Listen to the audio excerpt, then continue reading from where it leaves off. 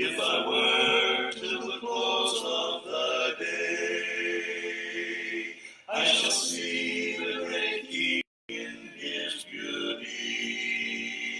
When I've gone the last mile of the way, when I've gone the last mile of the way, I will rest at the close of the day, and I know there are joys that await me.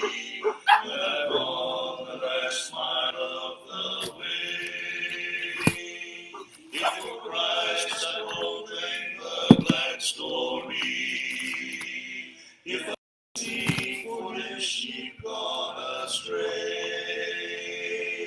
I am sure he will show me his glory.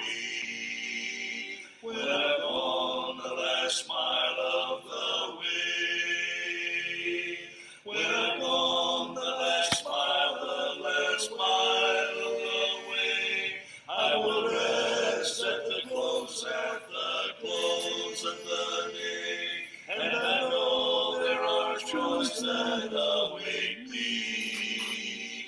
When I've gone the last mile of the way, hear the nearest of ties we must sever. Tears of sorrow are seen every day, but the sickness no sign forever. When I've gone the last mile of the way, when I've gone the last mile of the way, I will rest at the close of the day, and I know there are joys that await me. When I've gone the last mile of the way, and if here I have earnestly striven,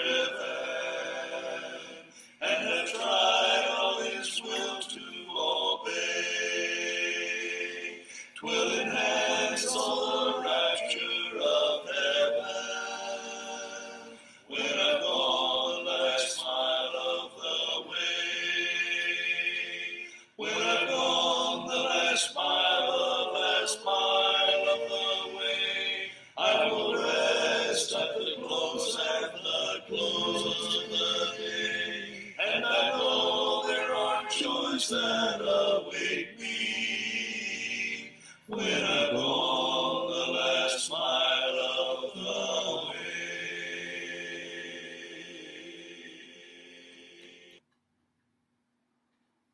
My soul in sad exile was out on life's sea, so burdened with sin and distress. I heard a sweet voice saying, make me your choice, and I entered the haven of rest. I've anchored my soul in the haven of rest. I'll sail the wide seas no more. The tempest may sweep o'er the wild stormy deep. In Jesus I'm safe evermore. I yielded myself to his tender embrace, and faith taking hold of the word.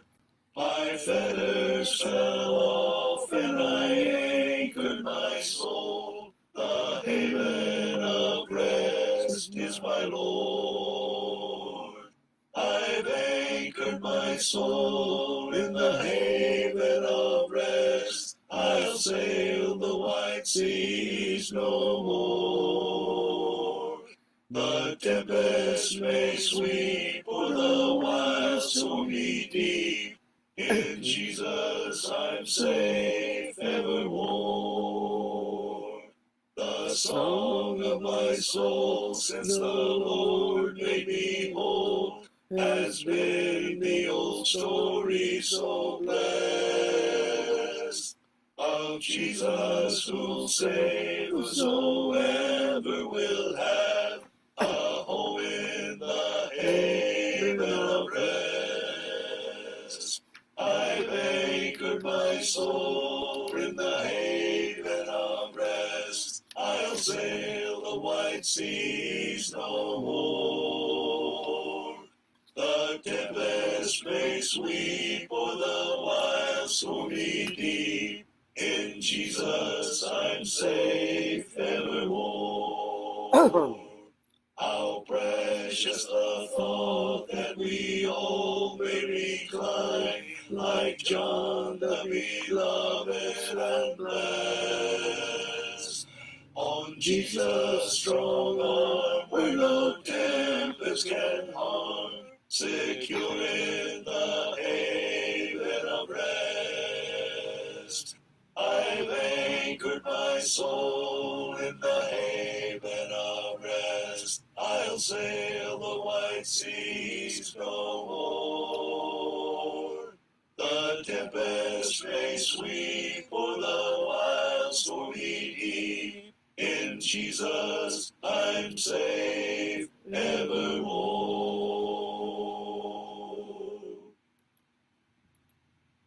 Yield not to temptation, for yielding is sin. Each victory will help you some other to win. Fight manfully onward, dark passions subdue. Look ever to Jesus, He'll carry you through. Ask the Savior to help you, comfort, strengthen, and keep you. He is willing to aid you. He will carry you through. Shun evil companions, bad language disdain. God's name hold in reverence, nor take it in vain. Be thoughtful and earnest, kind-hearted and true. Look ever to Jesus, He'll carry you through. Ask the Savior to help you, comfort, strengthen, and keep you. He is willing to aid you. He will carry you through. To Him that overcometh, God giveth a crown. Through faith we shall conquer, though often cast down. He who is our Savior, our strength will renew. Look ever to Jesus, He'll carry you through. Ask the Savior to help you, comfort, strengthen, and keep you. He is willing to aid you. He will carry you through. Magandang gabi mga kapatid. Matagal po tayong nawala sa ating Facebook Live. Ito po nagsimula nung tayo po ay mangaral sa isang bansa hindi natin pwede banggitin sa himpapawid. Noong pong April 13 yata hanggang 23. Pagkailan po ng ilang panahon, ilang araw, noong April 27, na punta po yung aming bunsong kapatid sa ER ng isang ospital. Nagkaroon po ng ruptured aneurysm. Siya po ay nag-stay sa ICU ng 10 to 11 days. So doon po sa panahon na yun, di po tayo nagkaroon ng pagkakataon na pumunta sa ating Facebook Live. Sa mga kasamang palad, hindi po siya nag-survive. So mula April, tingnan ko po yung data na po, para makatiyak tayo ng tama.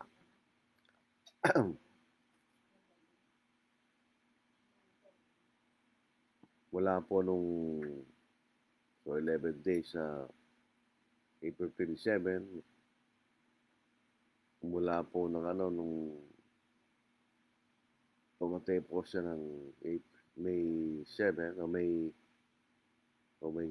7, tapos nailibing po ng 12. So sa mga panahon na yon, tayo po yung hindi nagkaroon ng pagkakataon na pumunta po sa ating usual na pag-aaral sa Facebook.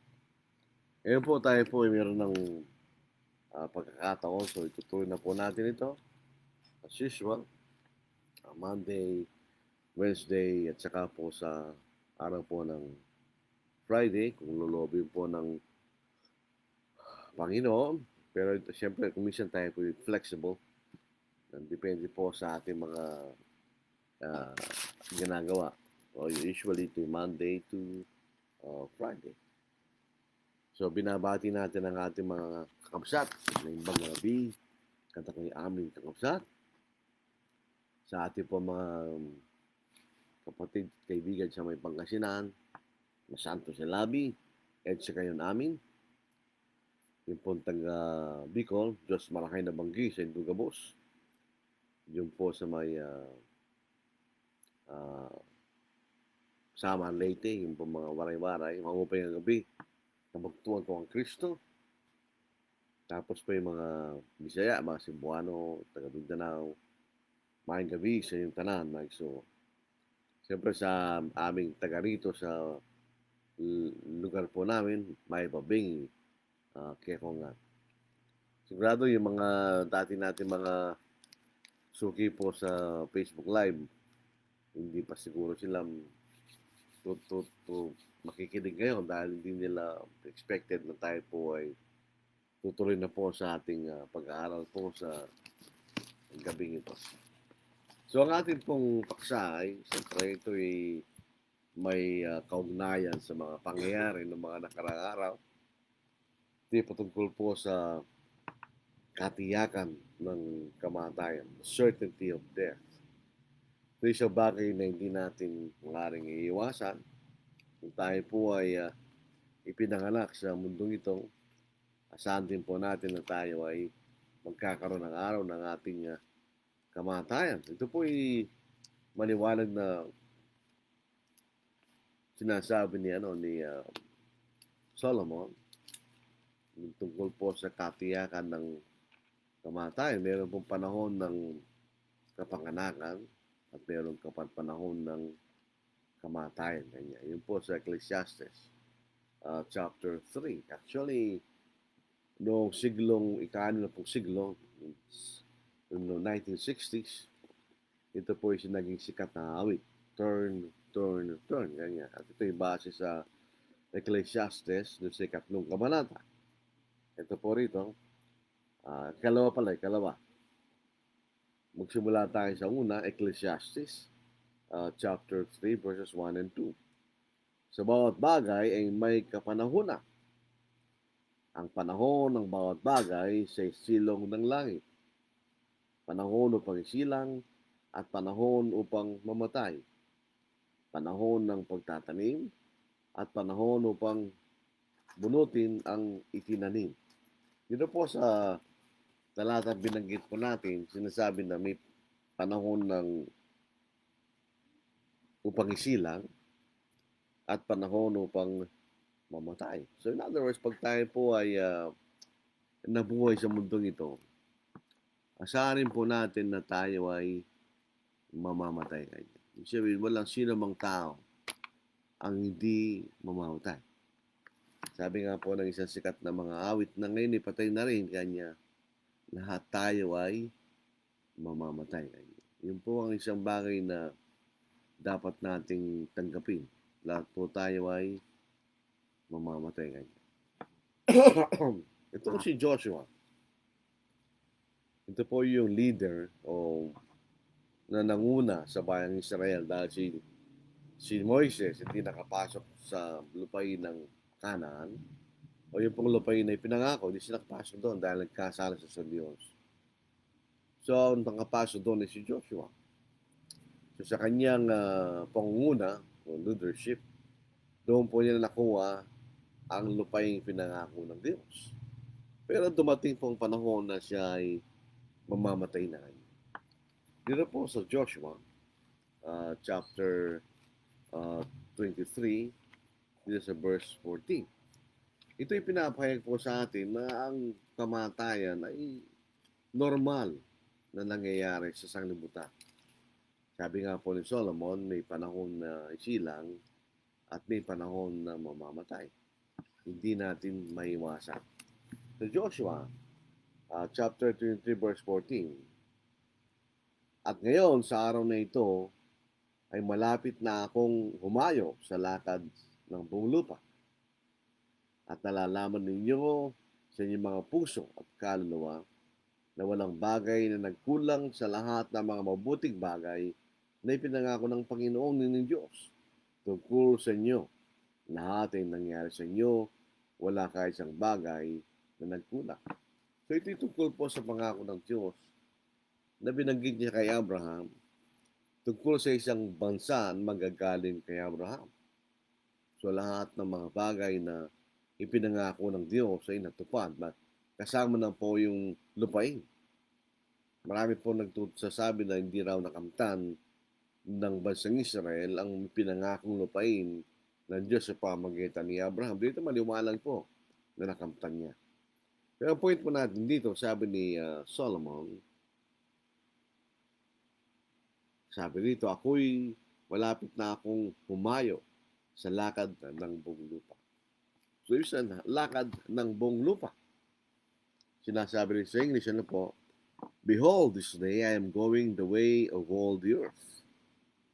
So, lahat ng nabuhay ay mamamatay. Maliban lang po tayo ay mabibilang doon sa mga taong buhay pa pagdating ng ating Panginoon. Otherwise, maunang kamatayan kaysa sa pagdating ng Panginoon. So ito po yung lakad ng buong sanglibutan.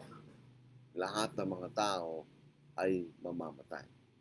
Hindi natin yun maiiwasan.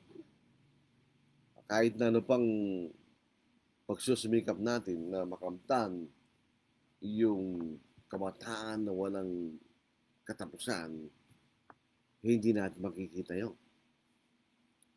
May isang Spanish conqueror na pumunta sa lupain ng Amerika na hinahanap niya Fountain of Youth.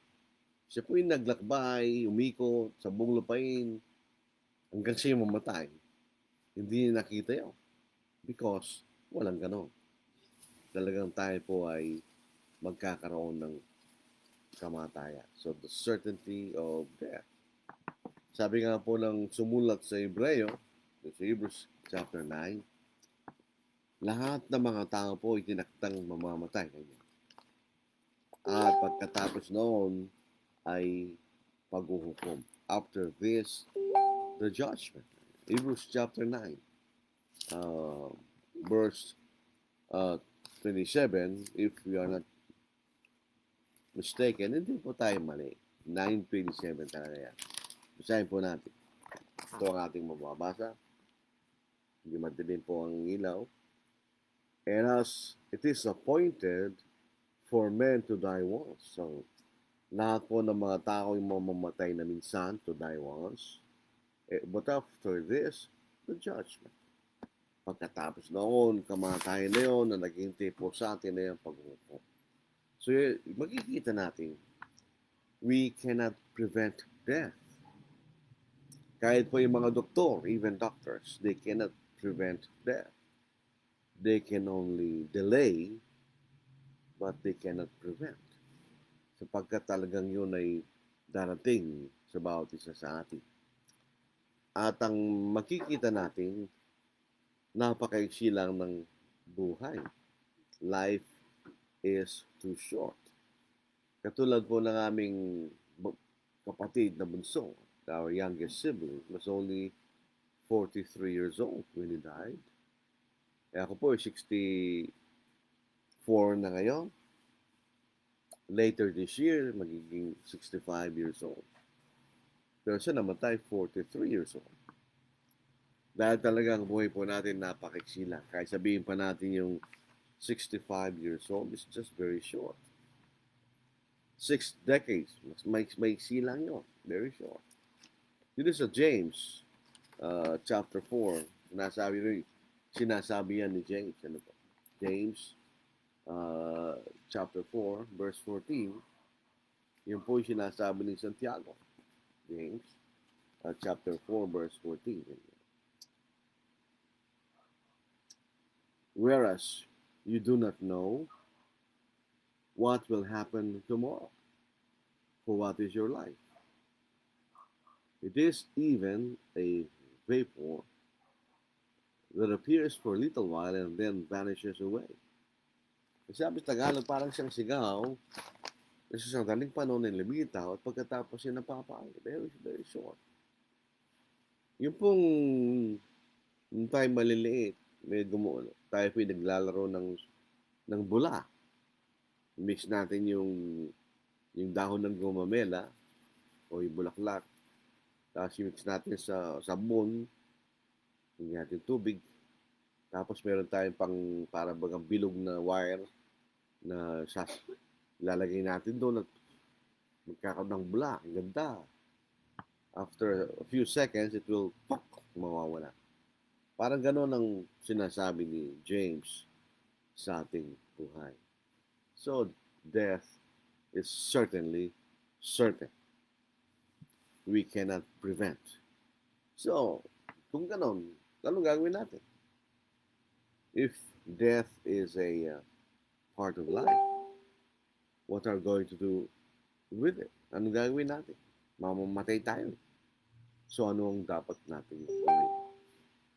Dito sa Ecclesiastes, chapter 7, meron pong karunungan na sinasabi dito. In Ecclesiastes chapter 7, magsimula tayo sa verse 1 hanggang doon po sa verse 4. Maliwanag po dito, napaka malilinaw na sinasabi. Ecclesiastes chapter 7, verses 1 to 4. A good name is better than precious ointment, and the day of death than the day of one's birth.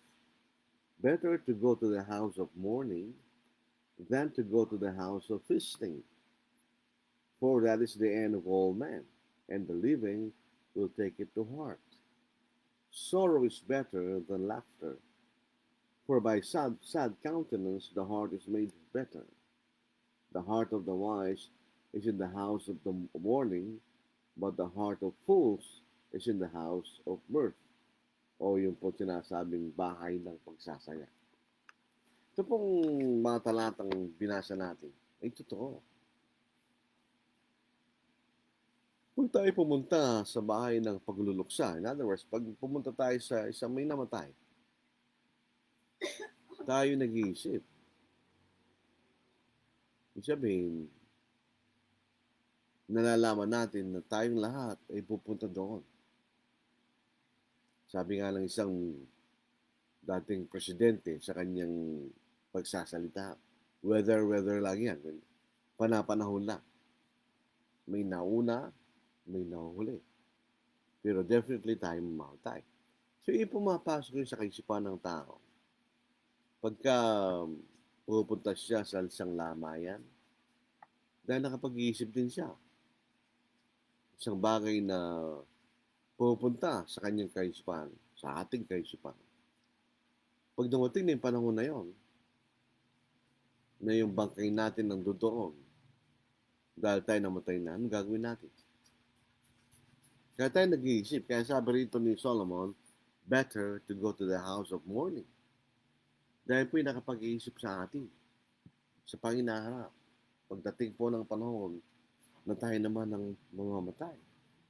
Sabi nga po rito, For that is the end of all men. Sabi nga, the way of the earth. Sabi ni Sunday Joshua. The end of all men.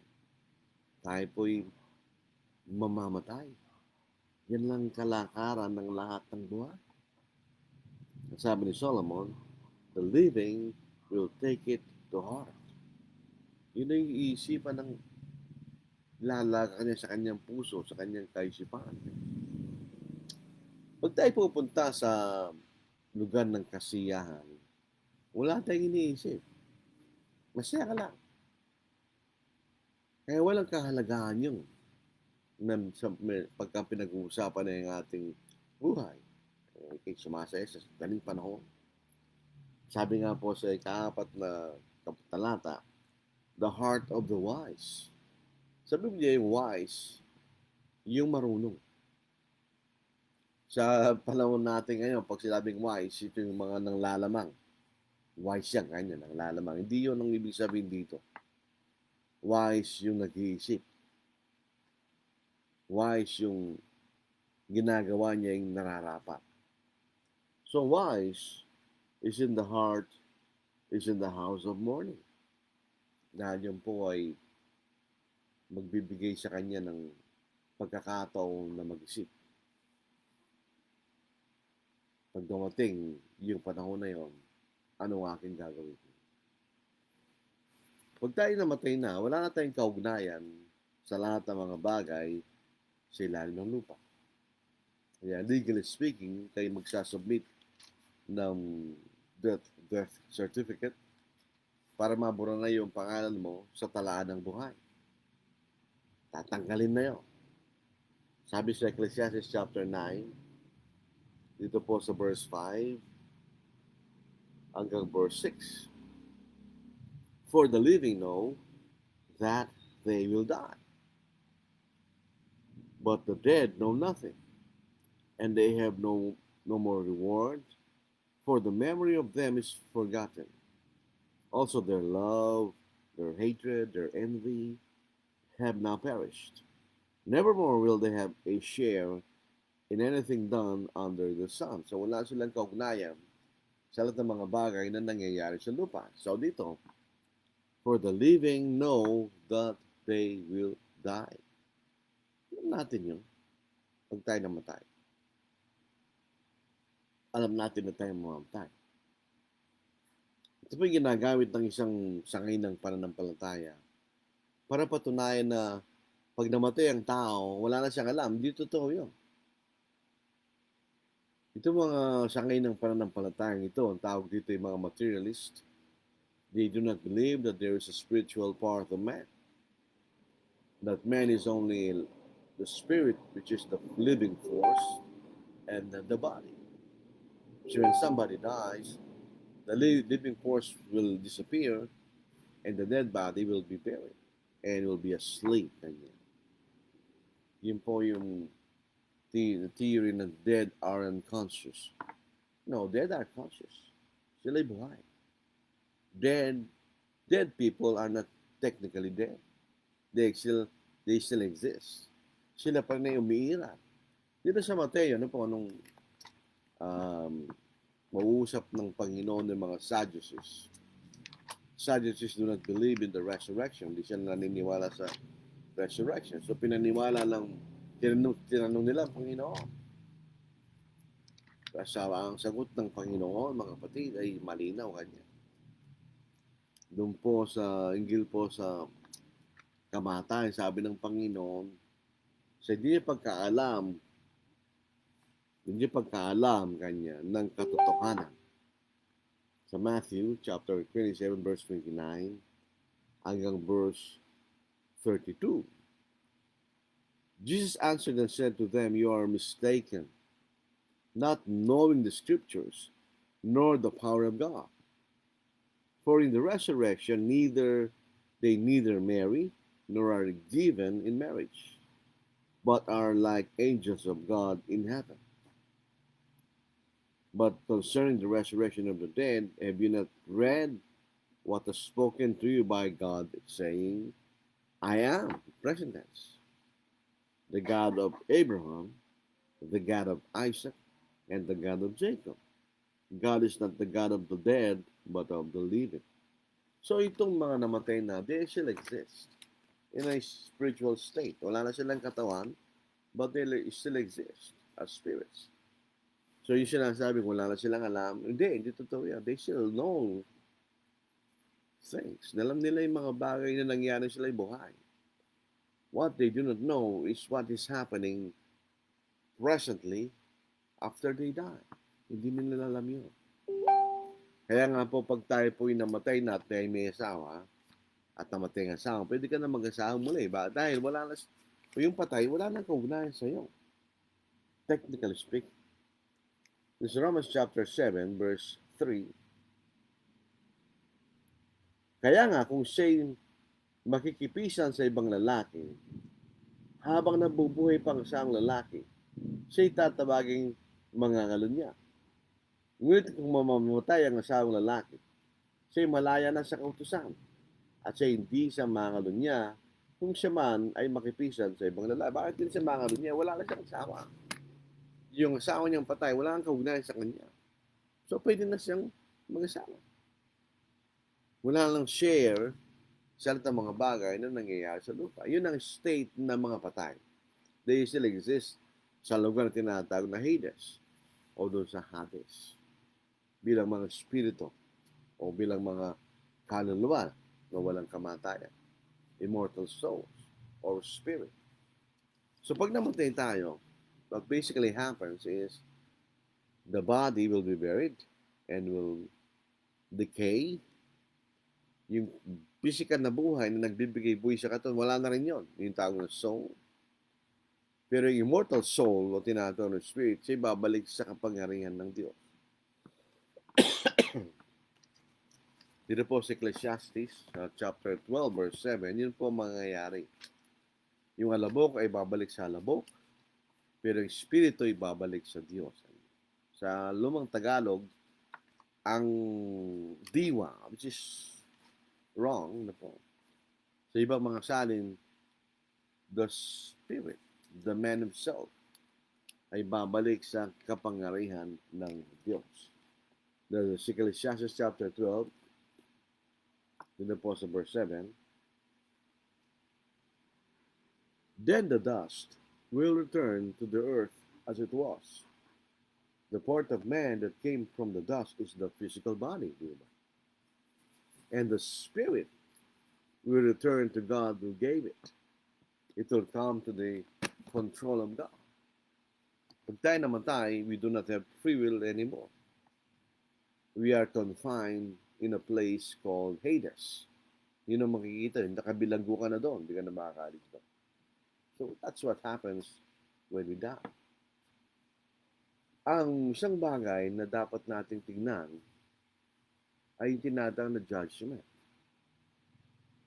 For it is appointed for all men to die once, and after this, the judgment. So there's a certainty of death. There's also a certainty of judgment. Kung may katiyakan ang kamatayan, may katiyakan din ang paghuhukom. Yun ang makikita natin sa pag-uusap na ito. So pag tayo namatay na, anong naghihintay sa atin? When we die, what awaits us? Anong hintay natin? Well, ito depende sa ating ginawa. May mga sakay ng pananampalataya na nagtuturo pag namatay ka, pwede kang ipanalangin at pwedeng maligtas ang iyong kaluluwa kahit sa gitna ng kamatayan. Pero hindi yan ang tinuturo ng Biblia. Dahil ang magiging the basis of judgment ay ang what we did when we were alive. Nung anong ginawa po natin nung tayo po'y buhay pa. Balik po tayo sa Ecclesiastes, ano po? This is chapter 12. Sinasabi rito, ito ang kahulugan ng ating mga buhay. Nasahin pa sa Ecclesiastes. Chapter 12, verse 13. Pagkatapos na i-discuss ni Solomon tungkol sa mga bagay na bahagi ng buhay. Itong sabi niya, let us hear the conclusion of the whole matter. Fear God and keep His commandments, for this is man's all. Yun lang pong kahalagahan ng buhay po natin pala. Ayon po kay Solomon. Kung tayo matakot sa Diyos at gawin natin ang lahat ng kanyang mga utos. For God will bring every work into judgment, including every secret thing, whether good or evil. So, what is the basis of judgment? Things that we did while we were still alive. In other words, when you die, you cannot do anything anymore regarding your eternal future. Kung siya yung kinabukasan sa wala ka na magagawa. Kung anong ginawa mo sa lupa, yun ang magiging basihan ng kahatulan. So pag namatay yung tao and you pray for his soul, it will not affect his eternal destiny. Kahit ano bang panalangin gagawin natin sa isang namatay na wala na yun. Yung sinabing, may his soul rest in eternity, or may he rest in peace. Hindi actually totoo yun. Majority ng namatay are not resting in peace. Sila po'y nagsisimula na sa bahagi ng kahatulan. Part of judgment. Kung ikay nasa bilangguan that you are guilty, that is part of your judgment. Pag lumabas na yung verdict ng court, bahagi na yon ng iyong sentensya. Nagsimula na kayo mabilanggo, hanggang ikaw mapalaya, as the case may be, o hanggang kayo mamatay sa bilangguan. Hindi mo na yon mapapalitan. Pag ikay nag-guilty, ganun din po sa kamatayan. Wala na tayong magagawa pag tayo namatay. May isa kasaysayan po rito sa Lucas.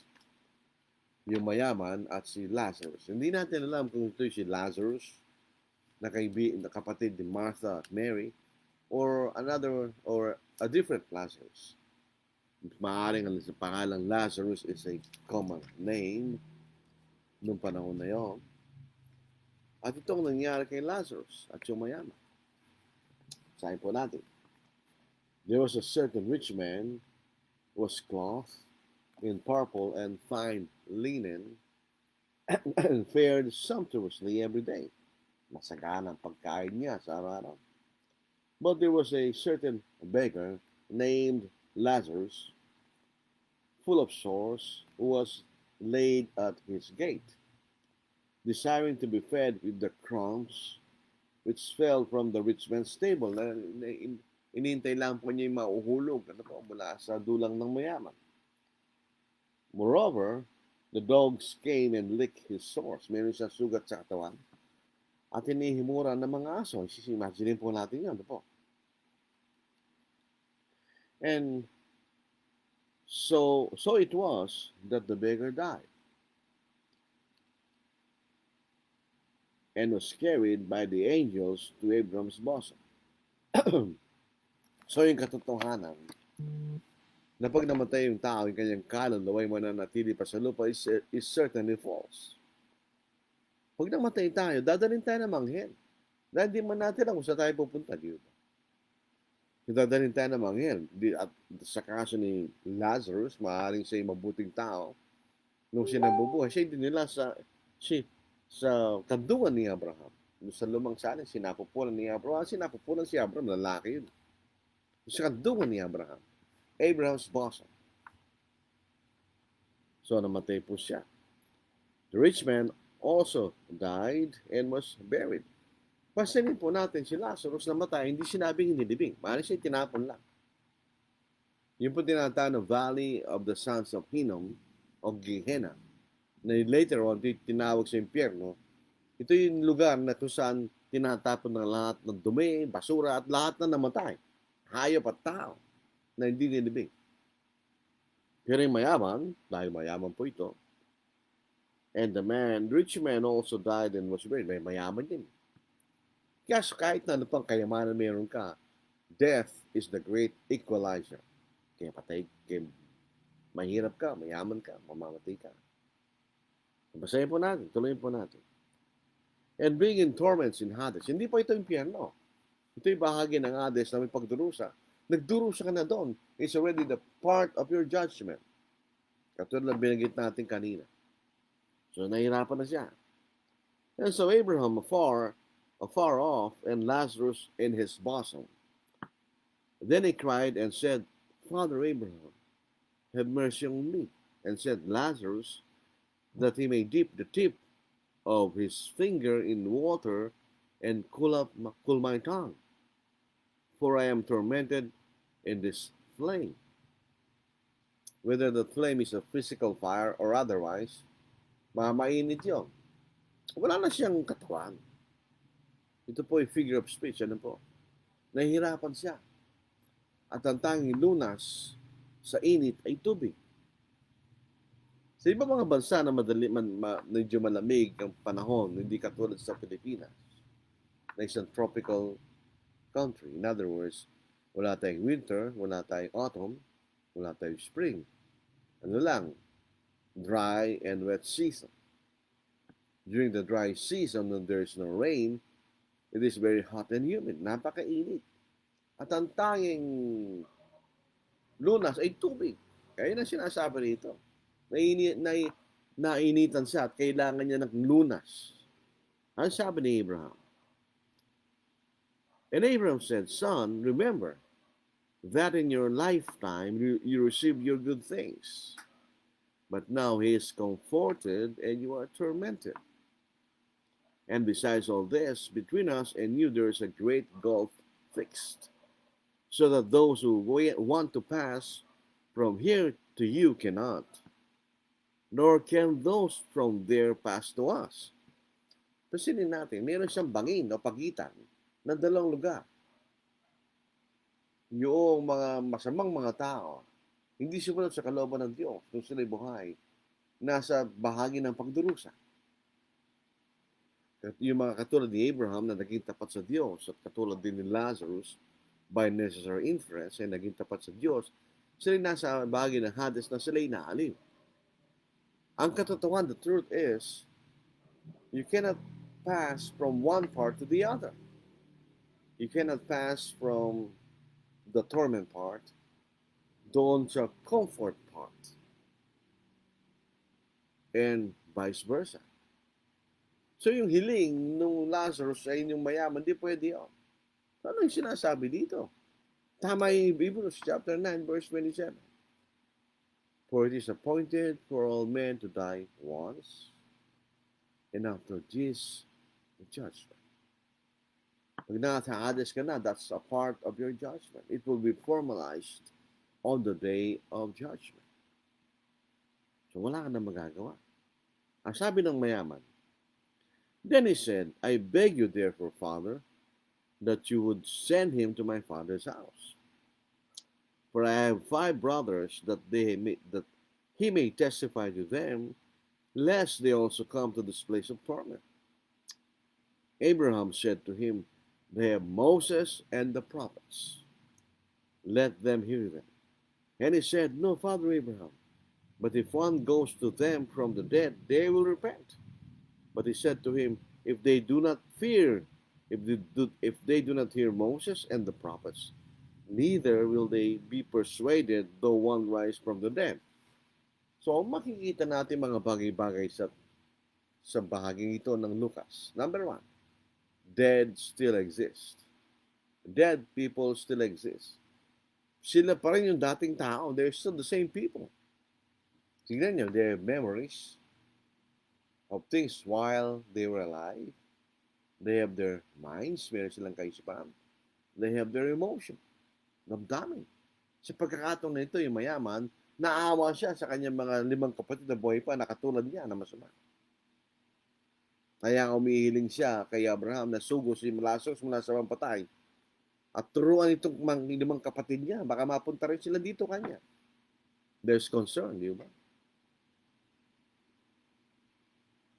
Pero sabi ni Abraham, kung ayaw na makinig kay Moses sa mga propeta, ay wala rin magagawa kahit isang tao mabuhay mula sa mga patay. Realistically speaking, kung bumalik ang isang patay, bumalik sa at nabuhay na maguling patay, at nakipagkita siya sa mga kilala niyang buhay, tatakbo yung mga yon sa takot. Multo kanila. So ano mangyayari doon? Being realistic, ganun ang kaisipan ng tao. So walang kwenta yun. So ano yung magkikita natin?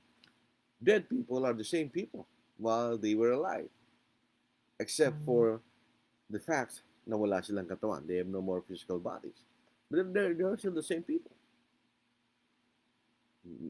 Katulad lang sila ng buhay. Ang problema lang, wala silang katawan. They are bodiless spirits sa Hades. They exist as spirits. Wala silang physical existence. No physical existence in Hades. Pero nakikita nyo, mali yung mga iba. Maling tinuturo nila. Na pag namatay ka, wala ka nang alam. Meron silang alam. Nagsasalita pa nga sila. Sila ba'y tulog? Hindi sila tulog. Ang ang parang tulog lang yung kanilang mga katawan. Pagka kayo tumingin sa bangkay ng isang patay, para lang siyang natutulog. Doon ang galing yung expression na yun. Na yung mga patay ay tulog. Yun po, hindi ibig sabihin na tulog. Literally, yung patay. Parang yung katawan, pag tinignan mo, ay parang tulog lang. Pero yung mga patay, meron silang isip, meron silang damdamin, meron silang alaala. They are the same people, except for the fact that they have no physical bodies. Dito sa 2 Corinthians chapter 5, sinasabi ni Pablo yun, para yung mga patay, para silang hubad. They are naked. They have no physical body.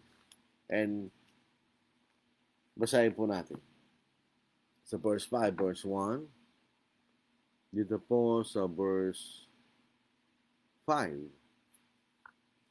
for we know that if our earthly house, this tent, is destroyed, pag namatay tayo, nabulok yung katawan, we have a building from God, a house not made with hands, eternal in the heavens. For in this we groan, earnestly desiring to be clothed with our habitation which is from heaven. If indeed, having been clothed, we shall not be found naked. For we were in this tent groan, being burdened, not because we want to be unclothed, but further clothed, that mortality may be swallowed up by life. Now he who has prepared for us for this very thing is God, who also has given us the Spirit as a guarantee. So pag tayo po ay patay, we are physically naked. Wala tayong katawan. At in the resurrection day, magkakaroon tayo ng spiritual bodies. So yung point natin, when we die, judgment begins. It will be formalized on the day of judgment, which is appointed. Ito'y tinalaga ng Diyos.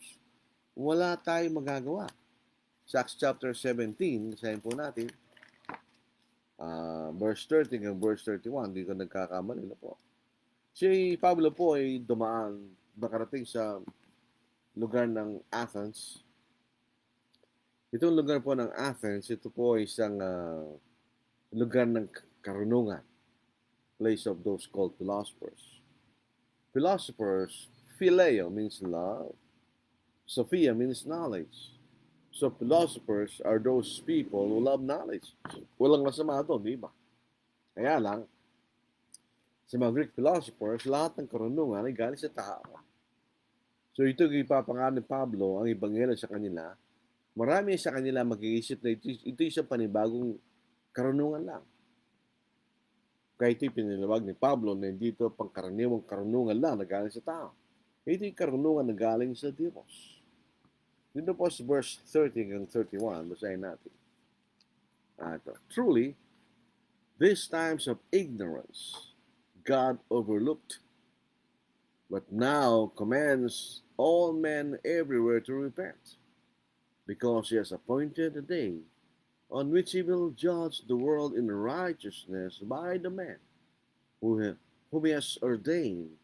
He has given assurance of this to all by raising him from the dead. Sino yung taong yun? Yun ang ating Panginoon. So, of course, hindi lang siya tao. Christ is not only, is God. Diyos yan who took the nature of a man. And then he resurrected from the dead, came back to his nature as God. So bumalik siya sa kanyang kalikasan bilang Diyos sa langit. But the fact is, he has appointed, sabi dito,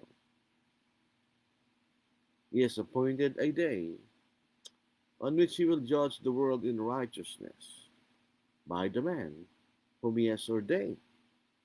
He has given assurance of this to all by raising him from the dead.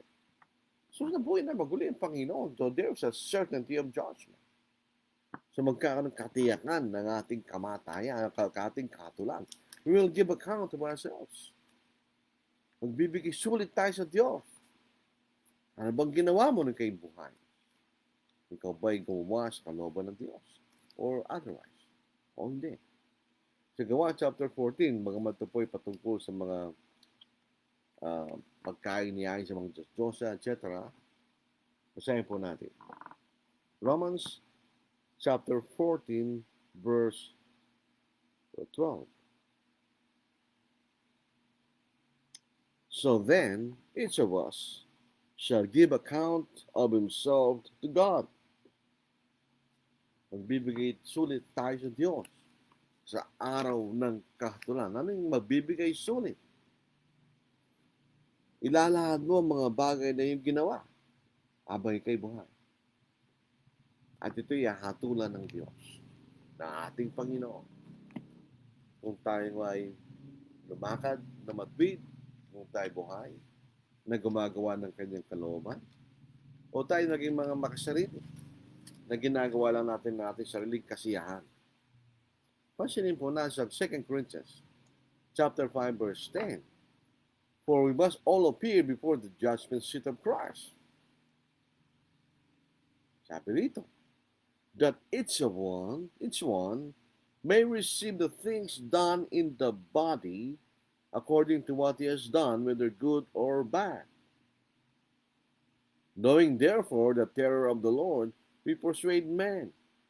But we are well known to God, and I also trust are well known in your consciences.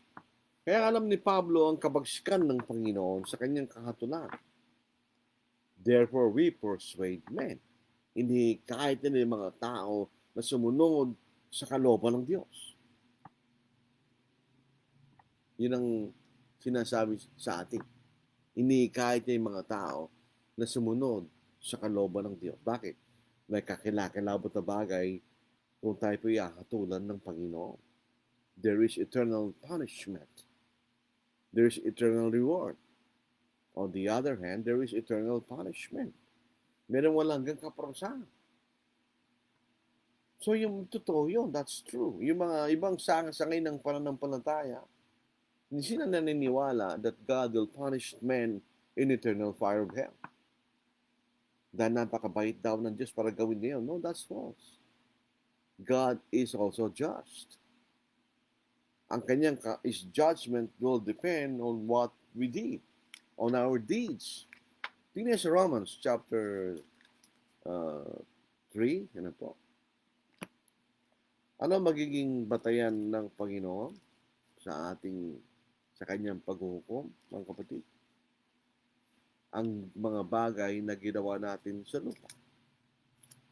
Ang mga bagay na ginawa natin. Romans chapter 2 actually. Romans chapter 3 na po. Dalawa lang ang ating pupuntahan. Eternal punishment, eternal fires of hell, or eternal life, or eternal reward. Dalawa lang eh. Wala sa gitna kasi. Yun ang problema dyan. This is Romans chapter 2. Magsimula po tayo sa verse 5. But in accordance with your hardness and your impenitent heart, tumutukoy sa mga Hudyo, you are treasuring up yourself wrath in the day of wrath. and revelation of the righteous judgment of God, who will render it to each one according to his deeds. So ayos sa ating ginawa. Eternal fire or eternal life. Ito'y sa langit. Eternal life to those who by patient continuance in doing good seek for glory, honor, and immortality. But to those who are self-seeking, pinaghanap ng sariling kasiyahan sa lupa, and do not obey the truth, but obey unrighteousness, indignation and wrath, tribulation and anguish on every soul of man who does evil, of the Jew first and also of the Greek. But glory, honor, and peace to everyone who works what is good, to the Jew first and also to the Greek, for there is no partiality with God. Walang kinikilingan ng Diyos. So God is just. Sa hatuloy na tayo ay sa ating mga ginawa, according to our deeds. Kaya kung tayo sumunod, sabi rito, yung self-seeking and do not obey the truth, hindi gumawa kung sumunod sa katotohanan, but obey righteousness, ginawa nila ay kalikuan, sabi rito, indignation and wrath, tribulation and anguish on every soul of man who does evil, of the Jew first and also to the Greek. So yun ay kaparusahan. O the other, eternal life, doon sa sumunod sa kanyang kalooban. So there is no partiality with God. Death is certain. Judgment is also certain. Haharap tayo sa Diyos. Will appear before the judgment seat of Christ. Pansinin po natin yun. Christ is the creator of all things. For by Him all things were created through Him and for Him. Yung gumawa ng lahat ng mga bagay, yun ang hahanapin mo.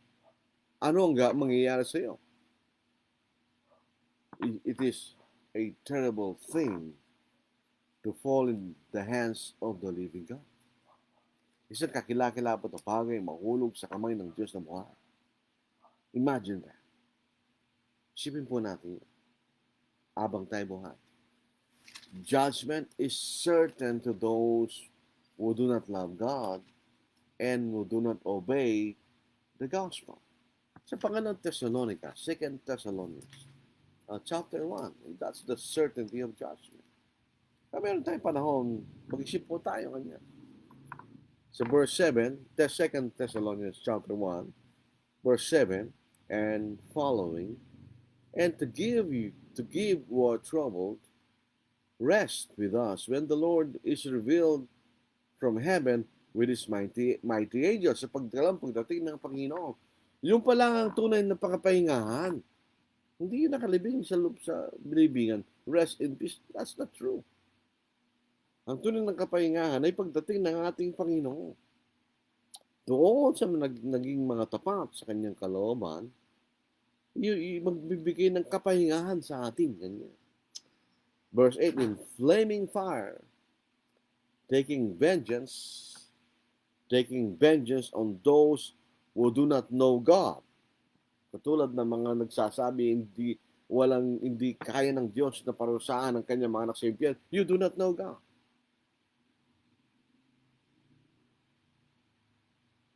Sabi dito. And on those who do not obey the gospel of our Lord Jesus. Yung sa binasa natin ngayon, those who do not obey the truth. Sabi naman dito na pareho rin sa ibang paraan lang ng pagsasalita. And on those who do not obey the gospel of our Lord Jesus. Ano mangyari dyan? They shall be punished with everlasting destruction from the presence of the Lord and from the glory of His power. So, dadalhin sa impyerno. They will not be destroyed literally, but they'll be destroyed in the sense that they'll be separated eternally from God in the fires of hell. Ano po yung impyerno? Maganda pa to? Alam naman yung mga tao, habang buhay, pasyal at magagandang lugar. So, question is, ang impyerno po yung magandang lugar. Malapit na po tayo matapos kasi kumukulog na eh. Baka maunahan po tayo ng kulog dito. Wala tayong magkaranigan na po. Sa Mark chapter 9, Ito po sabi sa atin, hinggil po sa impyerno na po. Hindi naman tayo nananakot. Pero ang Panginoon siya, sabi nito sabi nito. But whoever causes one of these little ones who believe in me to stumble, it will be better for him if a millstone were hung around his neck and he were thrown into the sea. If your hand causes you to sin, cut it off. It is better for you to enter life maimed rather having two hands to go to hell, o Gehenna. Sabi rito.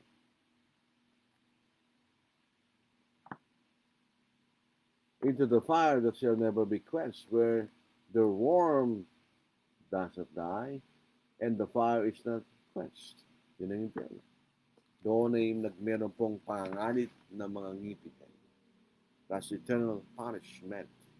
Sino ang pupunta doon? May isang sermon si kapatid na John Bautista nung pandemic. Sino yung mga tao na sa impyerno? At ito ang mga taong nasa impyerno. Revelation chapter 21, verse 8. Sabi dito, but the cowardly, unbelieving, abominable, murderers, sexually immoral, sorcerers, idolaters, and all liars shall have their part in the lake which burns with fire and brimstone, which is the second death. Yan ang impyerno. Second death. Eternal separation from God. So death is certain, judgment is certain. Anong gagawin natin? What shall we do? Kung ikaw'y Kristiyano, ikaw'y manatiling tapat. Tayo lang yun ang gagawin po natin. Tayo manatiling tapat hanggang sa araw ng ating kamatayan. Pag tayo nagkasala, tayo mingi ng tao sa Diyos. Tanggapin natin ang ating mga pagkakasala. Revelation 2:10, sabi niya. Basahin po natin. Ito ang ating mababasa sa Revelation 2:10 kanya.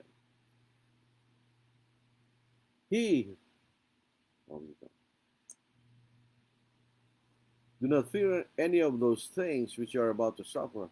Indeed, the devil is about to throw some of you into prison, that you may be tested. And you will have tribulation 10 days. Be faithful until death, and I'll give you the crown of life. Be faithful until death. Paano kung di Kristiyano? You have to obey the gospel. Kailangan sumunod sa Ebanghelyo. Bago pumunta sa langit ng Panginoon, before Christ ascended into heaven, He left a message. Mark 16:16. He who believes the gospel and is baptized shall be saved, but he who does not believe shall be condemned. Acts chapter 2, verse 47. Repent and let every one of you be baptized in the name of Jesus Christ for the remission of your sins, and you shall receive the gift of the Holy Spirit. Yun ang gagawin natin. You need to obey the gospel. Otherwise, when Christ comes again to judge the living and the dead, you'll be punished eternally in the fires of hell. Yun po, may katiyakan ng kamatayan. May katiyakan din ng kahatulan. Katotoo rin ng impyerno. Totoo rin ng langit. If heaven is true, definitely hell is also true. So ano pipiliin nyo? Sa langit o sa impyerno? So malungkot po tayo mamatay na hindi na tayo sumunod sa ating Panginoon. That is sad. Pero kung tayo tapat sa Panginoon, sa Psalm 116 verse 15, precious is the death, precious in the eyes of the Lord, the death of His righteous, the death of His saints. Klaseng kamatayan gusto natin piliin.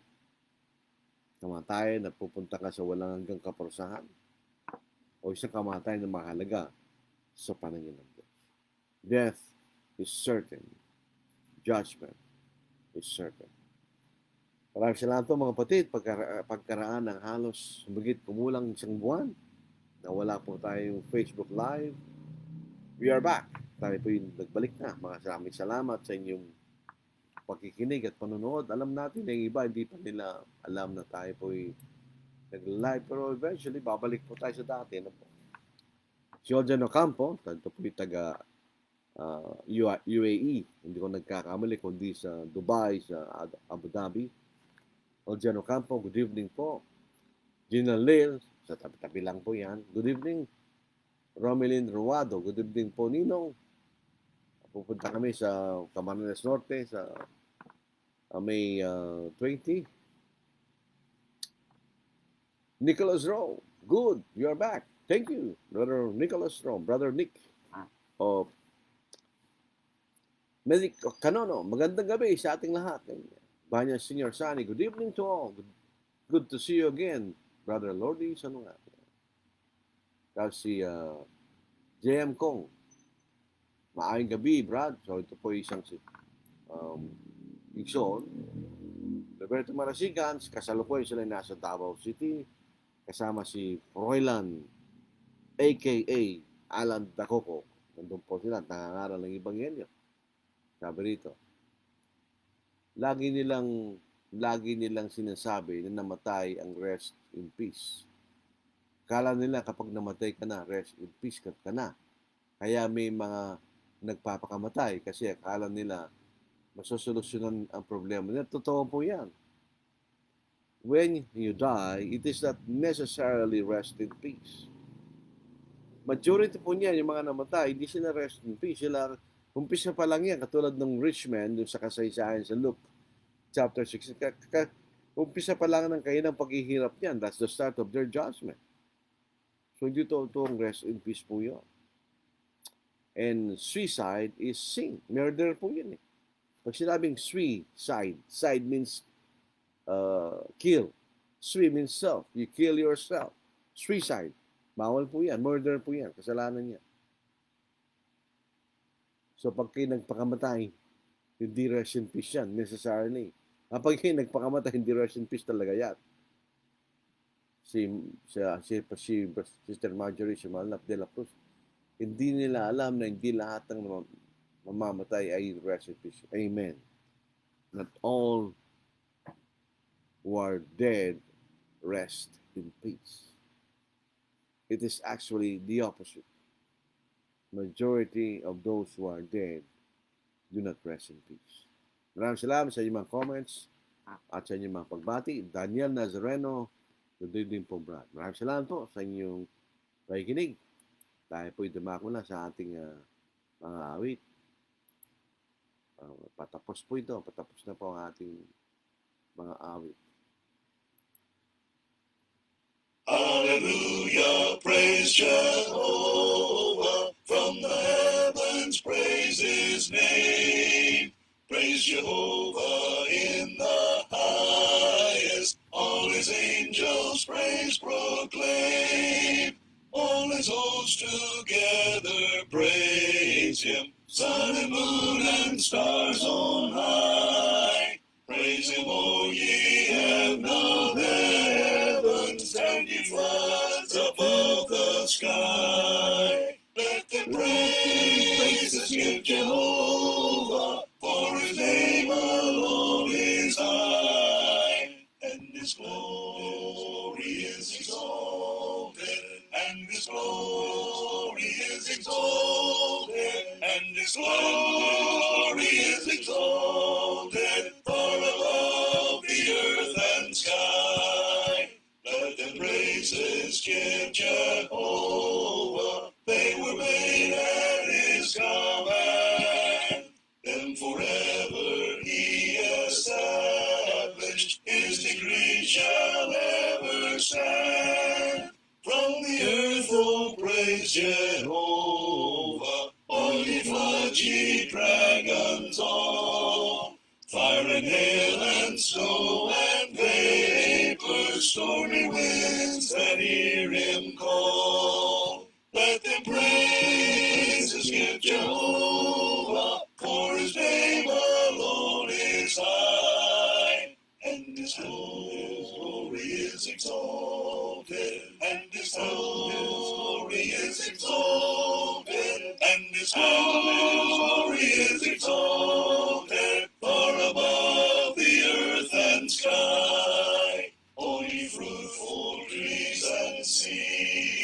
forest, on hills and mountains high.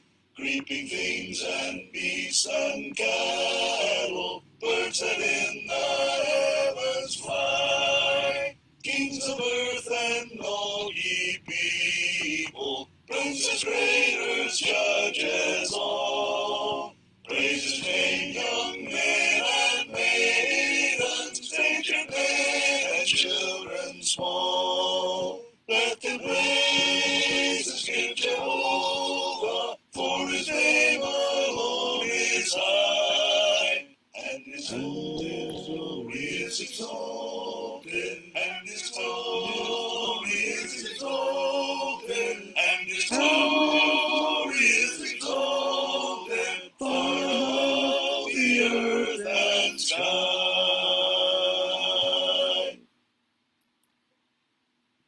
Onward rejoicing, I tread life's way. Higher I'm climbing each passing day. Hilltops of glory now rise in view, where all shall be made new. Hilltops of glory I now can see. Oh, brother, won't you come go with me? Safe on the mountain I soon shall stand. Hilltops of glory land. Way down in Egypt, mid burning sand, Moses has started for Canaan's land. Never turn backward, always ascend, onto the journey's end. Hilltops of glory I now can see. Oh, brother, won't you come go with me? Safe on the mountain I soon shall stand. Hilltops of glory land. Footsteps of Jesus before us lead. We tread life's journey, his warnings heed. Evil allurements cannot prevail. I'm on the upward trail. Hilltops of glory I now can see. Oh, brother, won't you come go with me? Safe on the mountain I soon shall stand. Hilltops of glory land. I am thinking today of that beautiful land I shall reach when the sun goeth down. When through wonderful grace by my Savior I stand, will there be any stars in my crown?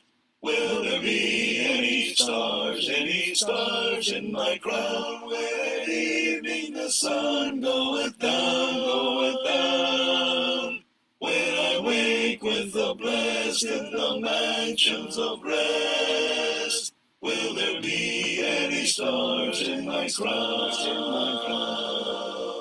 In the strength of the Lord let me labor and pray, let me watch as a winner of souls, that bright stars may be mine in the glorious day, when his praise like the sea billow rolls. Will there be any stars in my crown, when at evening the sun goeth down, when I wake with the blessed in the mansions of rest? Will there be any stars in my crown? Oh, what joy it will be when his face I behold, living gems at his feet to lay down. It will sweeten my bliss in the city of gold, should there be any stars in my crown. Will there be any stars in my crown, when at evening the sun goeth down, when I wake with the blessed in the mansions of rest? Will there be any stars in my crown?